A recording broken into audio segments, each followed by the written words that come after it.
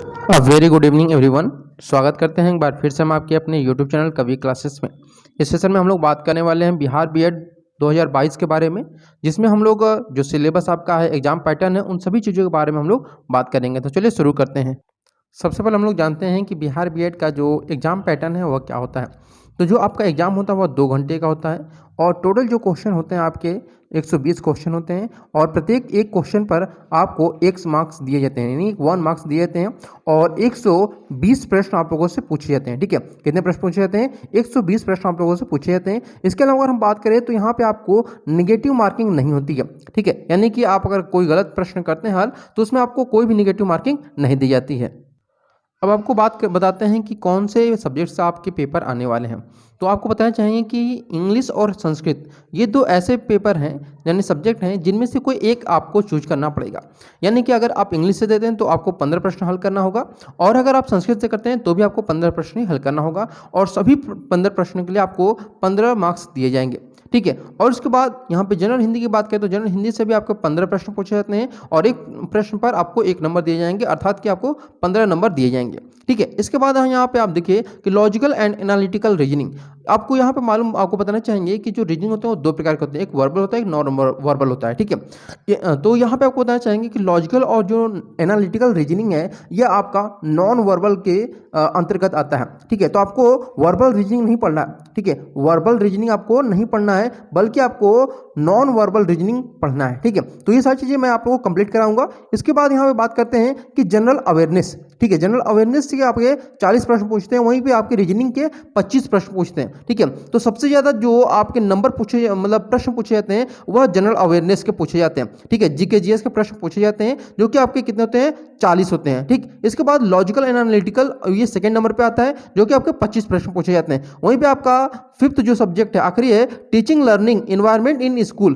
ठीक है, इससे आपके प्रश्नों की संख्या जो होती है वह 25 प्रश्न होते हैं। अब हम बात करेंगे डिटेल में कि इंग्लिश से कौन से टॉपिक से आपके प्रश्न पूछे जाते हैं, लॉजिकल एंड एनालिटिकल रीजनिंग में कहाँ पूछे जाते हैं, जनरल अवेयरनेस से कौन से टॉपिक आपको पढ़ना है, इन सभी चीज़ों के बारे में हम लोग जानेंगे अब आगे।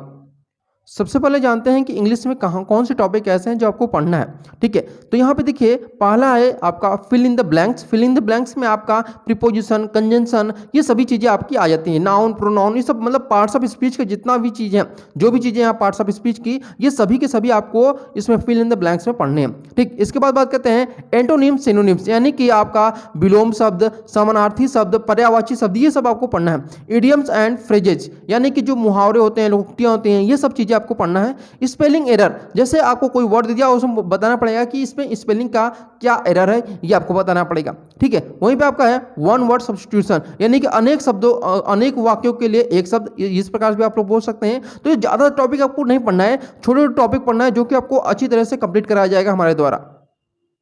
अब बात करते हैं हम लोग संस्कृत की। तो संस्कृत में आपको सबसे पहले संधि और समास पढ़ना है, उपसर्ग और प्रत्यय, रस, छंद, अलंकार, अनेक शब्दों के लिए एक शब्द, गद्यांश, रिक्त स्थान की पूर्ति, व्याकरण और पर्यायवाची विपरीतार्थ शब्द, ये चीज़ें आपको पढ़नी है। ये किस में पढ़ना है? आपको संस्कृत में पढ़ना है। देखिए हिंदी और संस्कृत का जो सिलेबस है एकदम बिल्कुल सेम है, बस हल्का सा ये क्या है आपका अलग है। उसमें क्या होगा कि वही सेम चीज़ें रहेंगी। ठीक है, बस क्या होगा आपका भाषा अलग हो जाएगा। जैसे संधि में है तो संधि और समास में आपका वही चीज़ पढ़ना होगा, संधि और समास, लेकिन उसमें क्या होगा कि आपकी संधि समास की जो भाषा होगी बस चेंज हो जाएगी। उसके बाद उपसर्ग और प्रत्यय, ठीक, फिर है रस, छंद, अलंकार, उसके बाद है मुहावरे और लोकोक्तियाँ, फिर आपका है अनेक शब्दों के लिए एक शब्द, उसके बाद गद्यांश, यानी कि एक आपका गद्यांश दे दिया जाएगा, उस पर 3 से 4 प्रश्न आपसे को पूछे जाएंगे। ठीक है, रिक्त स्थानों की पूर्ति, यहाँ से प्रश्न आएंगे, यानी कि फिल इन द ब्लैंक्स, व्याकरण आपके पूछे जाएंगे, उसके बाद आपका है पर्यायवाची और विपरीतार्थ शब्द। ठीक है, अब यहाँ पे व्याकरण में बोला है, तो व्याकरण में देखिए ये नहीं है कि सिर्फ ये सारी चीजें इसमें इंक्लूड रहती हैं। ठीक है, तो सभी की सभी चीजें आपको हिंदी व्याकरण में पढ़नी है। अब यहाँ बात करें हम लोग जो आपका टॉपिक है रीजनिंग का। ठीक है, तो रीजनिंग में लॉजिकल और एनालिटिकल यहाँ से टॉपिक से आपका प्रश्न पूछा जाएगा।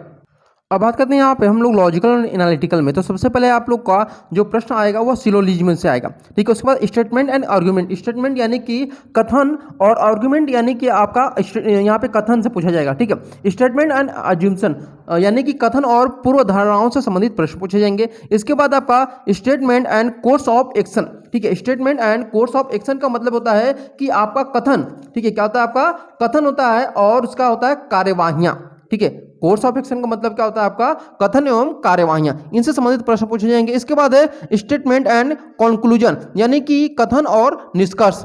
डिराइविंग कंक्लूजन, यहाँ पे प्रश्न पूछे जाएंगे। असर्शन एंड रीजन, यानी कि कथन और यहाँ आपका कारण, इससे प्रश्न पूछे जाएंगे। Punch lines, situation reaction test, cause and effect, analytical reasoning, इन सभी से प्रश्न पूछे जाएंगे। तो ये बहुत ही अच्छी तरीके से आप लोगों को मैं यहाँ पे समझाने वाला हूँ। थ्योरी क्लासेस सारी की सारी जो आपकी रहेंगी वो थ्योरी क्लासेस आप लोग की चलेंगी।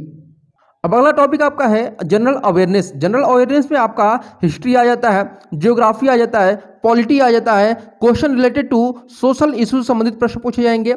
आपके जनरल साइंस से प्रश्न रहेंगे, 5 ईयर प्लान यानी कि पंचवर्षीय योजना, करंट अफेयर से प्रश्न पूछे जाएंगे, अदर मिसलेनियस क्वेश्चन, इनसे संबंधित आपके प्रश्न पूछे जाएंगे।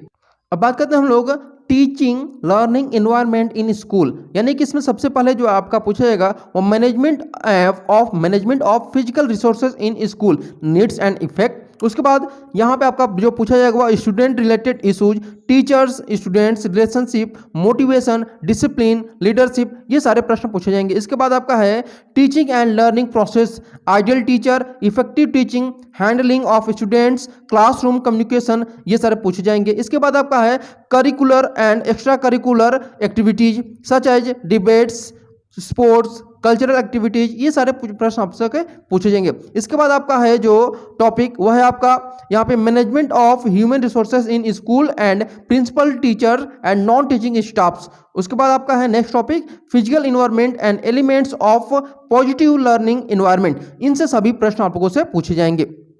आई होप आप लोगों को सभी चीज़ें यहाँ पे समझ में आ चुकी होंगी। और आपको बताना चाहेंगे कि आप लोगों की जो तैयारी है वह 21 तारीख से शुरू हो जाएगी, यानी होली के बाद आप लोग की जो तैयारी है बिहार बीएड की वह आपके अपने यूट्यूब चैनल कवि क्लासेस पर थ्योरी क्लासेस शुरू होने वाली है। ठीक है, क्या शुरू होने वाली है? थ्योरी क्लासेस आप लोग की शुरू होने वाली है और प्रत्येक टॉपिक पर थ्योरी क्लास कराया जाएगा। उसके बाद आप लोग को प्रैक्टिस सेट भी दिया जाएगा ताकि आप जो भी पढ़े होंगे उसका प्रैक्टिस भी आप लोग अच्छे तरीके से कर सकें। Okay, thank you everyone. और जिन्होंने भी अभी तक हमारे यूट्यूब चैनल को सब्सक्राइब नहीं किया वो हमारे यूट्यूब चैनल को सब्सक्राइब कर लें। और अगर ये वीडियो आपको अच्छा लगा हो तो जरूर इसको लाइक करिएगा और अपने सभी मित्रों में शेयर भी करिएगा।